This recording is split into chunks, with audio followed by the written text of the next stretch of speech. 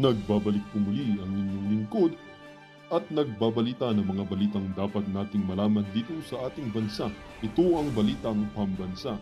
Atin ngang matutunghayan sa channel na ito kung ano ang nangyayari sa loob ng ating gobyerno at syempre tumutulong na rin sa ating mga mamamayan na malaman ang katotohanan dahil mayroon tayong karapatan na malaman ang tunay na nangyayari sa ating bansa.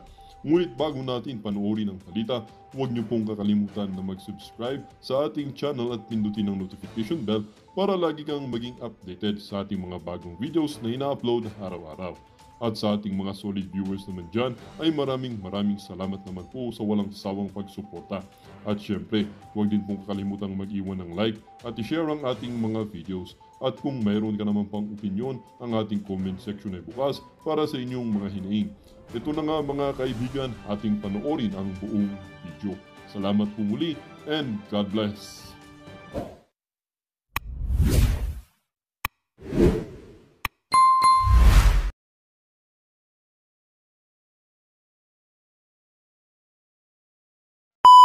Ng blanco sa tama naman talaga yung sinabi. Bakit hindi mo mabanggit-banggit yung BICAM report? Kayong dalawa ni Chis Escudero hindi ho nila mabanggit-banggit yung BICAM report. Lagi ho nilang binibida enroll bill at GAA. Hindi yun ang pinag-uusapan natin. BICAM report, sa inyo na yan. Sige, kumpleto na yan. Kumpleto na yan kung kumpleto. Wala ho tayong pakialam dyan. Sa inyo na yun. Bibigay ko na sa inyo yun. Kumpleto na. GAA, enroll bill, kumpleto na yan. Problema, yung rinatipikahan ng mga congressman, yung talagang yung pagraratipika talaga namang anong tawag dito? Ura-urada ba? 'Di ba? Alas 6 pasado ng hapon, ng gabi, ipinadala yung soft copy sa mga mambabatas. Kaya wala na hong panahon, itong mga congressman na to, kagaya nitong si Congressman Isidro Ungab, na busisiin ang BICAM report na yan. Kumbaga, ibinigay nila ngayon, mamaya, iraratipikan na yan. Pagbobotohan na ng nay, ganon. Diyan sa House of Representatives, yung pasigaw-sigaw lang. Wala hong pirma-pirma, wala hong, kunyari, PH update. In favor or not in favor. Wala hong ganon. Palakasan lang ho ng sigaw. Sabi din ni Senator Chis kahapon, which should really be a reference. In fact, also the President has seen, wala naman kaming mga blanco dun sa na-enroll bill na. Bakit ka tumatakbo, madam? Huwag nyo naman ho kaming takbuhan. Tinatanong ho kayo ng sambayan ng Pilipino. Huwag nyo kaming tatalikuran. Kayo parang mga anak namin. Sambayan ng Pilipino ang inyong mga magulang. Huwag nyo ho kaming tinatalikuran pagka kinakausap namin kayo, baka masampal namin kayo, Saka huwag mo kami sasagutin ng paganyan-ganyan, Senator Grace po. Pagka ganitong budget pinag-uusapan, medyo mainit-init ang ulo ko, kaya ayusin yung sumagot, Sumusobra na ho kasi. Para saan po ba tumakbo kayo ng pag-senador? Sa bagay, no? Para maitulak yung mga pangsariling interes. Para maitulak yung mga pangarap pa dyan sa politika. Yun lang naman ho talaga ang plano. Wala na hong iba. Eto, rekta ho tayo dito sa ating mga magaganda at naggagandahan. Maganda na, naggagandahan pa. Ito ho talaga, mga balagbag to. Itong si Ma'am Sasha at itong si Ma'am Joey. Madam, banatan nyo na ho itong mga walang yang to. Ito malakas bumanat to mga to Kagigising ko lang. Gusto ko lang sabihin na huwag kayong a-attend ng January 31 rally. Ay, alam mo, sobra nilang deceitful. Sobra nilang deceitful, as in. January 31 rally is a pro-Martin Romualdez rally. Tingnan nyo yung statement nila. Kahit isang issue about Martin Romualdez, wala silang Wale. Huwag a-attend ng 31 rally, January 31 rally. Naku, ano yan? Lolokohin ho kayo ng mga yan. Sino bang organizer niyan? Si Trilly Lane. Nakakita rin ho tayo ng dyan ng material dyan Ika nga, mamaya ho, panoorin ho pag-usapan ho natin yung January 31 na rally na yan. Pero ngayon, sila Ma'am Sasha. Talaga? Oo. Di ba yung lahat ng dilawan na lahat ng dilawan na social media, yung impact leadership, yung Pilipinas Today, mga dilaw yan Literal na mga dilaw yan. Matagal ko na hong inaano yan, January pa lang last year, yung Pilipinas Today. Marami ho yan. Marami ho yan. Mga iba't ibang page. Merong Ilocano Today, merong Bisaya Today. Isa lang ho ang nagmamanage sa mga page na yan. Noong una, binabanatan ho ng mga yan. Walang humpay. Confidential pa ni VP Sara, dati Pangulong Rodrigo Duterte. Past administration, binabanatan ng mga page na yan. Kaya tambalus-lusulat yung mga page na yan. Sila ho nagmamando niyan. Sila tumitimon dyan. Kaya kung ano man lumalabas dyan, talagang yung pinambabayad sa mga moderator, sa mga editor, o kung sino man, malamang sa malamang, galing ho yan sa kaban na sambayanan. Kaya, wag ho kayong magpabudol dyan sa mga impact leadership na yan. Naku, yan yung mga, yung BBM youth. Naku po, ano ho yung mga yan, yung mga page niya, yan ho yung mga panggulo sa social media. Yan dapat ang mga binaban. Yan ho dapat ang mga rini-report. Ayun. So, wag kayong, do not be deceived. Ngayon, di ba nga, ang gagawin nila, yun ang gusto ni Martin, kailangan parehong pahinain si Bongbong at si Sara. Kaya kita mo, di ba, ano nakalagay dun sa ano nila? Sara alis. Wait. Di ba ang issue? Bilyon-bilyon na ano, tapos si Sara yung paalisin. It is a deception. Huwag kayo nga atin, sabihin nyo dyan, yan ay pro-Martin Romualdez na rally. Galit kayo sa sa BICAM, nandiyan ang kasama niyong akbayan. Chinek ko ang journal ng botohan ng BICAM report sa Congress. Kasi diba pag bobotohan yun sa Congress, yung final report. Dahil walang umalma. Walang umalma sa kanila. Tapos nandyan siya sa rally, yung akbayan. Nasaan sila Congress ha? Huwag kayong maniniwala dyan. Do not be deceived. January 30, that is already the political base of Martin Romualdez. Kasi walang political base si Martin Romualdez. Baka nga ang mangyari sa 2028, baka ang mangyari sa 2028, Martin Romualdez President, Risa Vice President. Baka ganyan ang ano yan. Oo, talagang. Etong si Ma'am Shas, talagang yung pagtanaw niya sa hinaharap ng politika sa ating bansa, ibang-iba ho di ba? Ganyan no. Ganyan no mga kababayan, di ko yung nag-iisip ng 1 year, 2 year, 3 years ho kagad. Ganyan kalupit yan si Ma'am Shas, yan si Ma'am Joey. Sabagay, malulupit naman lahat ng pinapalaw natin. Third floor, si Ma'am Joey, sino pa ba? Si Cap, magaling yan, yung mga banateros. Malulupit naman ho talaga si Atty. Trixie, magaling din ho yan. Mamaya, pakinggan ho natin yung mga punto de vista nitong si Atty. Trixie. Wow. Tingnan nyo, di ba walang, di ba? Di ba, mga Vents? Basahin ninyo yung statement. Pumunta kayo dun sa ni Shell. Kababasa ko lang sa ni Cathy Binag tapos naloka nga ako. Bakit Martin, Marcos budget pahirap, tapos Sara alis? Bakit? Naku po, bakit gano'n? Bakit Marcos budget pahirap? Ang nag-promotor naman sa kabalbalan na yan, galing sa House of Representatives. Sabagay, hindi naman, sila huyan. Silang lahat yan, wag ko kayo magpala. Dalawa lang yung tinutugis ninyo. Tapos binasa ko yung long statement. Tapos may event pa si Trillanes on the same day, same venue. Wala yan. Di ba? Nakita ninyo, basahin nyo, hanapin mo yung pangalan dyan ni Martin Romualdez. Wala. Kasi yan na ang base ni Martin Romualdez. Kailangan niya ng political base. Yung pag-isip-isip. Sa sa page ni Shelo Magno? Tingnan mo si Cathy Binay, ni-repost niya yung ni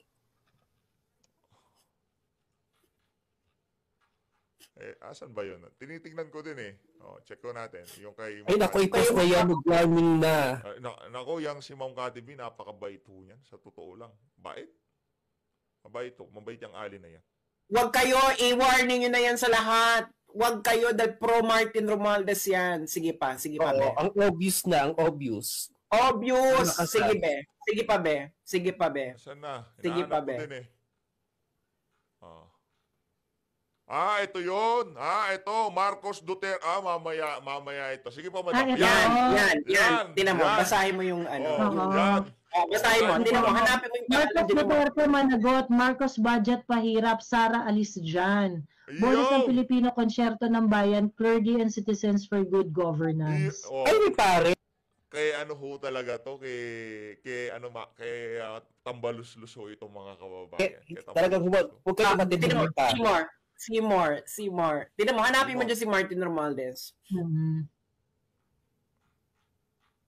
Clergy and Citizen for Good Governance, 31 January 2025. The Clergy and Citizen for Good Governance rejects corruption in all forms. We demand accountability from the Marcos, Dutertes, and our Congress. Congress na dapat accountability from the President, the Vice President, and our... Dapat gano'n. Correct. Dapat ganun nga yung sinabi nito. Dapat binanggit din niya si Marcos, si Tambaluslos at itong si ang tawag dito kay Chis Escudero. Dapat lahatin natin yung mga leader. Yung mga underlings lang, mga utusan lang naman nila yan eh. Di ba? We reject the 2025 national budget because it promotes the interest of politicians and betrays the welfare of the Filipino. It was designed to weaken our institution, promote patronage politics, and reinforce the unjust status quo. It defunded PhilHealth to force Filipinos to beg for financial medical assistance from politicians.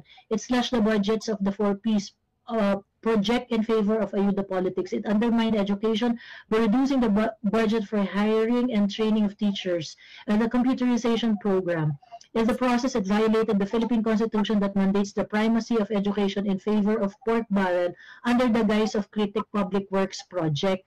The budget for public transportation was reduced and the AFP modernization program was deprioritized. Priority infrastructure projects were defunded.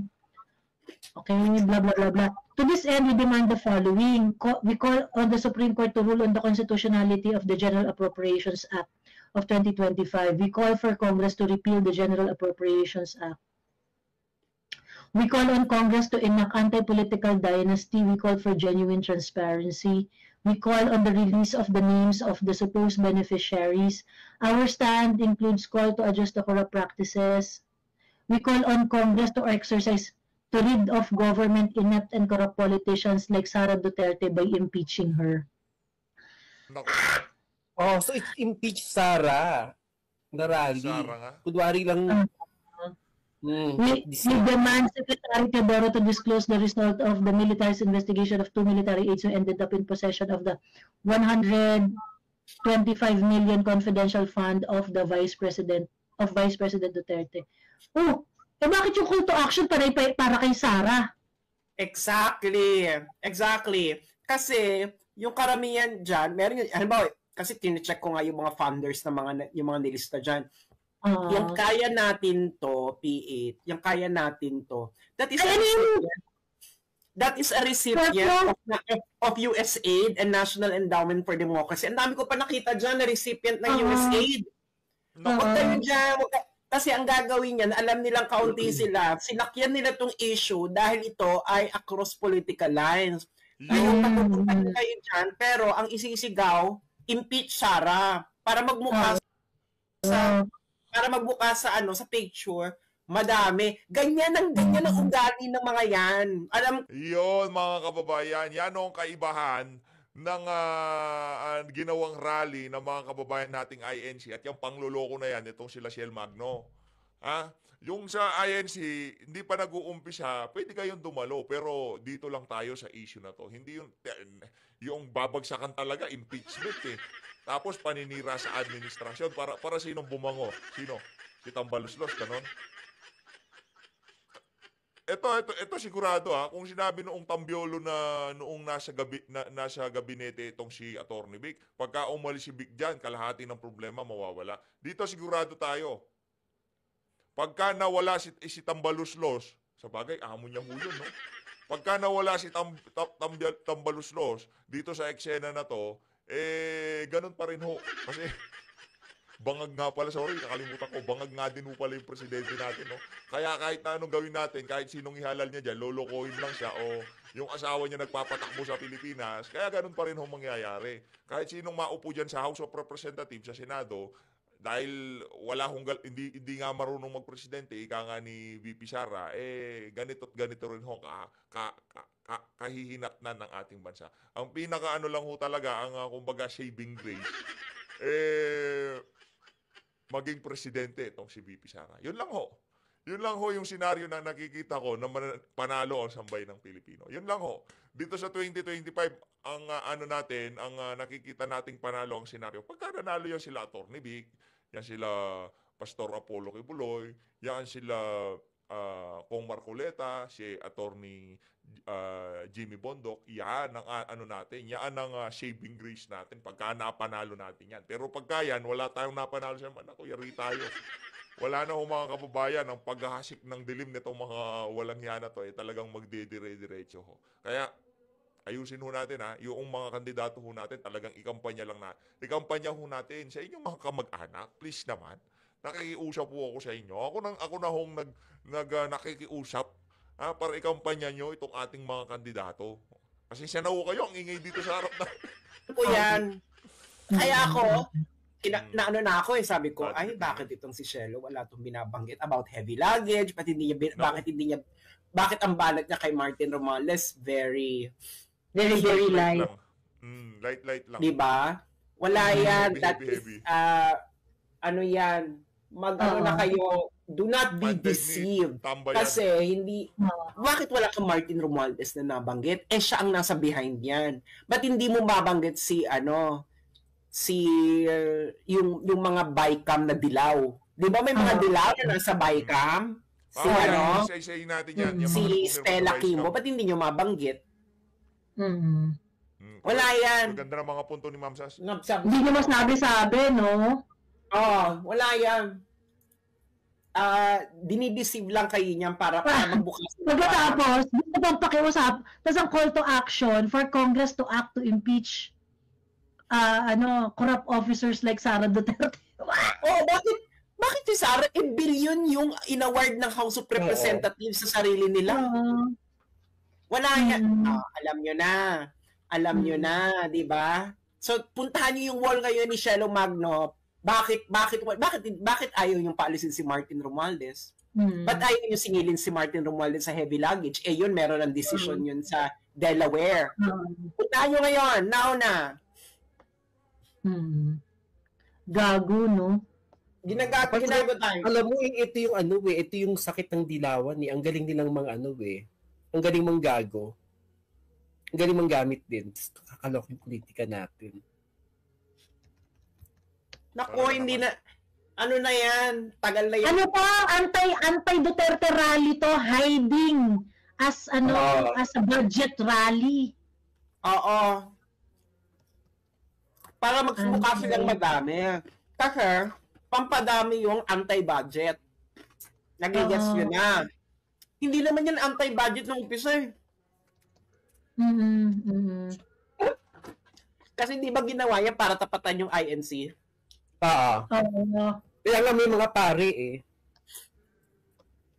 Hindi nila matanggap ng mga pare na yung mga INC kaya maghatak ng followers sila ng ganun kadami. Yung mga pare, yung mga Katoliko, wala.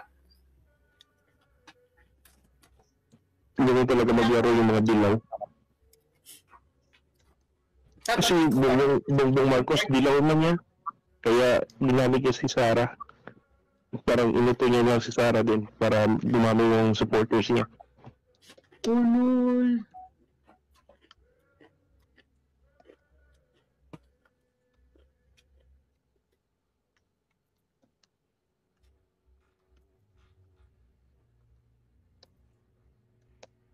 Buti nakita mo, Sas.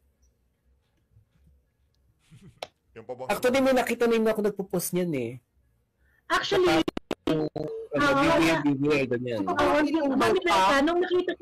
nung nakita ko na si Trillanes calling for anti-impeachment ng 31 pagkatapos same venue, doon ako turn off na parang ano ba ito anti-Sara ano pala, nandiyan pala si Trillanes, alam na.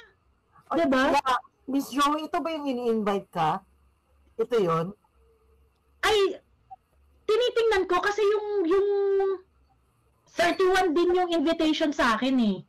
31 yung invitation. Pero dito, ang call nila is the General Appropriations Act stands as the most corrupt budget in the history of our nation. We vehemently condemn the brazen complicity of President Ferdinand Marcos, Speaker Martin Romualdez, and former House Appropriation Committee Saldico. So dito pinangalanan nila ng bonggang-bongga yung tatlo. Sino nagbigay sa'yo ng invitation? Ha? Sino nagbigay sa'yo ng invitation? Sabihin ko sa iyo yung sabihin ko sa iyo sa ngayon na. Hindi ko rin kilala. Ngayon na. Actually hindi ko kilala yung name niya, hindi sikat. Tapos baka alam ko, bigay mo sa akin. Wait.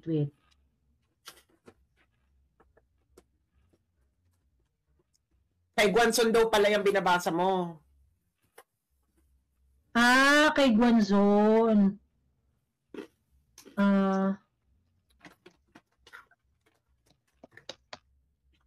Ayan.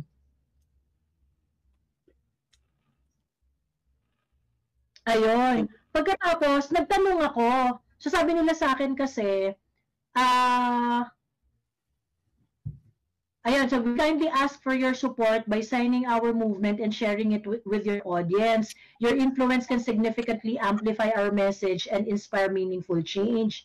Pagkatapos, sinend ko yung photocard ni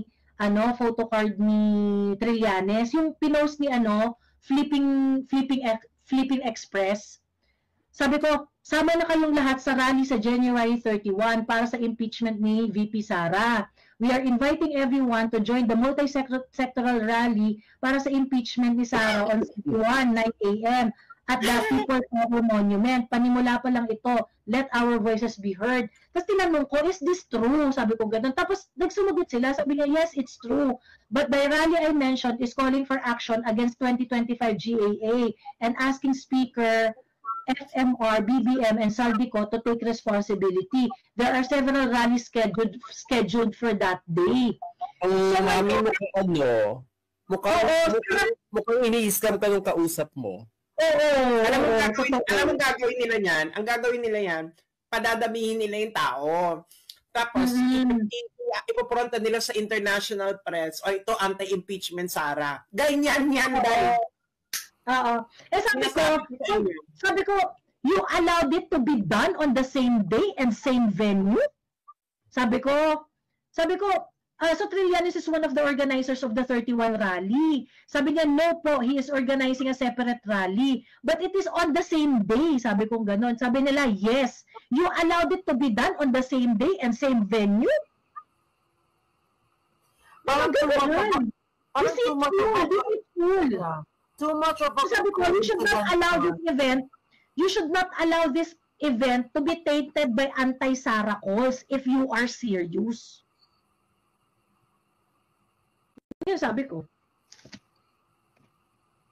Too much of a coincidence na, Miss Joey, na yung rally ni Trilly is on the same day, same venue. Tapos meron namang another rally for the budget, diba?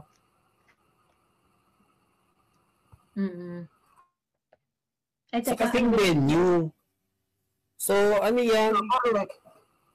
Gagamitin lang yung mahihikayat yung gagamitin na ano. Yun nga yung sabi ko kay Miss Joey kanina, Miss Laite. Hindi sa atin yan. Oo. No. Scam. Hindi scam ka, Mami Joey. Oo. Ayun. This ngayon, sinend ko nga yung sabi ko, you allowed it to happen on the same day, tas nandun si Trillanes, same venue. Anong final na sagot nila sa'yo, Miss Joey? Sabi nila meron daw rally before 31. Mag-organize din daw sila ng rally, separate rally before 31. So, papaalisin nila kayo? Pero ang tagal niya nag-reply na after. Ang tagal na nag-reply sa akin after. Pero kasi sinabi ko nga, you should not allow this event to be tainted with anti-Sara calls. if you're serious. Sabi ko gano'n. So, don't worry, ma'am, we'll hold a rally before January 31, separating from those involved with anti-Sara. 31 yung nakalagay doon sa invitation nyo eh. Wala yan. Kaya ginawa nila yan, binubudol kayo. Ang gagawin nila, pararamihin nila yung tao dyan kasi gusto nilang tapatan yung INC rally. Ngayon, ang gagawin nila, pag dumami na yung tao dyan, pipicturean nila, tapos ipapadala nila sa press, ito yung kadaming taong gustong tanggalin si Sara. Hindi na kayo natuto. Ginawa na nila yan before. Naalala nyo yun? May mga ganun silang ginawa. I-research nyo yun nung panahon ni Duterte. Sabi nila anti-Duterte rally, tapos yung rally pala Duterte. Nako. Gagaling talaga ang mga NPA magsilta, well-trained yan sila. Hindi yan sila NPA, ibang grupo yan. Basta involved yung Pilipinas Today, kung yan isinusunod ng Pilipinas Today or Pilipinas Today kung anong lugar or Pilipinas Today kung ano man, si Martin yan. Involved si Martin yan. Kaya kanina Mamilay ka, nung bago ka yata umakyat na, nakwento ko na kasi yun, sabi ko, ayun, ini-invite ako nung tapos nung malaman ko, ang tawag dito, andun rin si Trillanes, sabi ko, for that reason, hindi ko tayo pupuntahan na doon si Trillanes eh. Di ba, I'm rallying behind Trillanes? Ew! Wag na, oy! Wala yan, hindi, kita mo, di ba, puro ang nila, panagutin ang corruption ni Sara Duterte at ni Duterte, yan, saka ni Digong, yun ang nakalagay sa kanilang call. Parang, wait, di ba inawardan lang nila ng bilyon-bilyon yung mga sarili nila? Corruption. Ito malinaw na malinaw, si Martin may malinaw na heavy luggage issue na sa Delaware, hindi nyo mabanggit. Okay maniniwala. Tapos malapit na ang 2028. Si Martin Romualdez, kailangan niya ng political base. Hindi, parang kulang yung BBM base for Martin Romualdez kasi hindi lahat yan sold sa mga Romualdez, ang mga loyalista. Ang karamihan ng mga loyalista ayaw sa mga Romualdez yan. Correct. Kasi yung ibang loyalista sinisisi yung mga Romualdez. Elda, nung unang panahon. Diba? Kailangan niya ng ibang political base, hindi ba? Kaya nga, di ba, sinong kasama niyan? Nirecruit niya na sa kanyang, si Stella Kimbo. Si Stella Kimbo, dilaw yan eh. O ba't hindi nila mabanggit si Stella Kimbo? Bakit hindi nila mabanggit yung heavy luggage? Hindi kina-cover yan ng mga ng mga dilaw. Kayo imagine ilang beses na natin tong inaano. Malayan. Hindi mo mabanggit si Martin Romualdez. Siya ang ganun ka-naive na hindi mo alam na si Martin Romualdez ang isa sa mga prime mover ng corruption sa BBM administration. Kung hindi mo alam, bakit ka makikijoin dyan? Yo! Ayan. Ito, dapat tanong din natin yan kay Senator Senator Grace po eh. Madam, din ba alam yon? Ang prime mover ng corruption dito sa administrasyon na to walang iba yung kasama nyo dyan sa Baykam, Tambalustos. Tapos pinagtatanggol mo pa. Mahiya naman ho kayo. Baka yan si Grace po makita natin dyan sa rally ni Trililing. Wala yan. Ibas natin. It's not really an anti-budget call. It's not really an anti-budget. Their call to action is to impeach Inday. Yes. Oo. Yun ang call to action nila. It's an impeachment. It's an impeach Inday rally. Hiding behind the national budget issue. Ang ginawa lang nila, alam nilang hindi nila kaya mapantayan yung INC rally. So ngayon, humanap sila ng ibang issues na pwedeng may mga taong makijoin. Kasi nga, ganyan ang pag-organize mo ng rally. Ang gagawin mo, papadamihin mo yung issue. Kunwari. Tapos hindi magugulat ka nila, bakit ibagsak ang gobyerno na? Ganon yun mga bets ang mag-organize ng rally. Diyos ko, dahil lumaki ako sa Menjola, no? Alam ko iba nga mga dati radiyista na parang, ang pinta ko ito is ganito, bakit ganito na yung pinapagawa sa amin? Yes. Ngayon, wala ka na magagawa kasi na-picturean na nila, mapapadala na nila sa international media, papalabasin nila, ito ganito karami ang gusto pa-impeach kay Inday. May magagawa ka pa ba? Wag maging tanga. Kaya nga ano yan mga kababayan ano yan, pagka sa 31, pag nakita ng ating mga kababayan, ayan, konti lang pala. Nag-anunsyo na tong si Cielo Magno, ito si Trililing, ang mga Dilawan, ang mga Pinklawan, itong mga tauhan ni Tambaluslos. Nag-ano na lahat, pati yung administrasyon, yung impact leadership, yung mga page nito si Tambaluslos.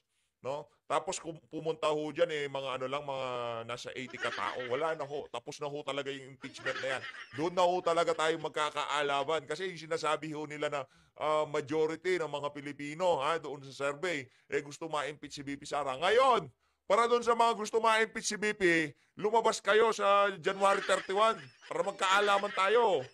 Wala yan. Pag ganyan, hindi kayong maniwala. Bex, may kukwento pala ako sa'yo na may kukwento ko sa'yo pag hindi pang public consumption. Okay. Pero yan yung nila. Kasi binasa ko yung bakit walang, yun una ko napansin bakit walang Martin Romualdez sa statement ni Cielo? Alam ng lahat siya ang kingpin. Kabayad ka, Cielo? Tao ka ni Martin? Looks like it. Actually, meron ng mga nanonood sa atin before SAS sa live na kino-question din si Cielo why he's not hard on Martin. Nako. Alam. Marami kami naka-observe. At sigurado ho tayo mga kababayan, yan si Tambaluslos, hindi naman nung magbibigay ng 50 mil? 200,000?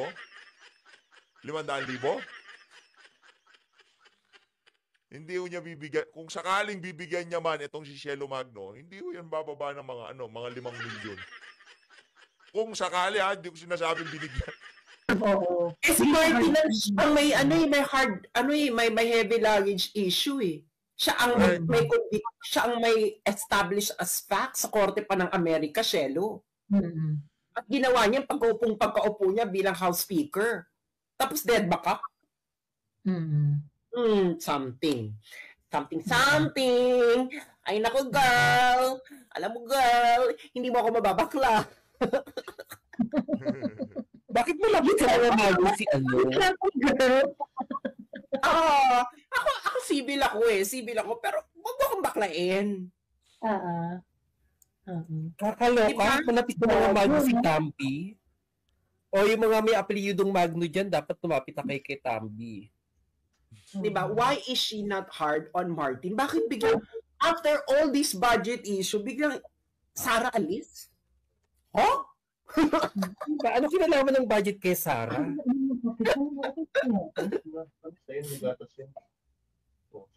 Huwag kayo dyan. Girl. I know, Cielo. You were still okay with me, but girl. Baka yung argument naman nila nito is yung INC daw ginamit na para manghikayat ng mga BBM supporters kasi sabi in support of the president. Talaga naman in support of the president yung nila in support of the statement of the president. Hindi pa-impeach si Sara. Tapos ginamit na ng mga BBM supporters na in support daw ng president, yung ganun. So, nagpuntahan din sila doon. Pero pagdating nga doon,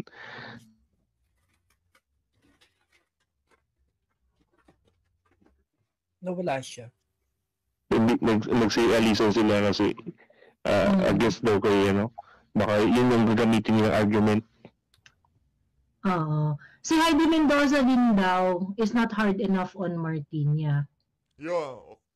Every time na may issue siya sa corruption, laging Sara yung niya. Hindi nila nababanggit si Martin Romualdez, no? Hindi. Miss Joey, di ba may... Bakit galing kay Martin ang funds? Di ba may content, Miss Joey? Ang rally. May content before na yung kumakain sila ng junk food, dalawa ni Cielo Magno. Pertaining to Mary Grace Piato. So, doon nga sila kinanako nga sila doon sa TikTok. So, Sara na naman, di ba? Pero they never made a content or a post na pertaining to Martin. Or malala. Sinasabi lang ni Shelo, Martin, asa na yung listahan ng mga, ng mga receivers ng AKAP? Bakit ganun? Bakit patanong? Bakit hindi mo sabihin ninakaw mo na naman, Martin? Bakit hindi kasing heavy nung, yung mga korupsyon sa confidential fund, di ba? Yung mga ganun. Yan. Oo. Dapat tanggalin si Martin as House Speaker. Walang ganon, di ba? Bakit? Shelo! Nakita ko yung listahan. Yung iba dito, recipient ng USA. Kaya kayo. Ito, dilaw na dilaw. Akbayan.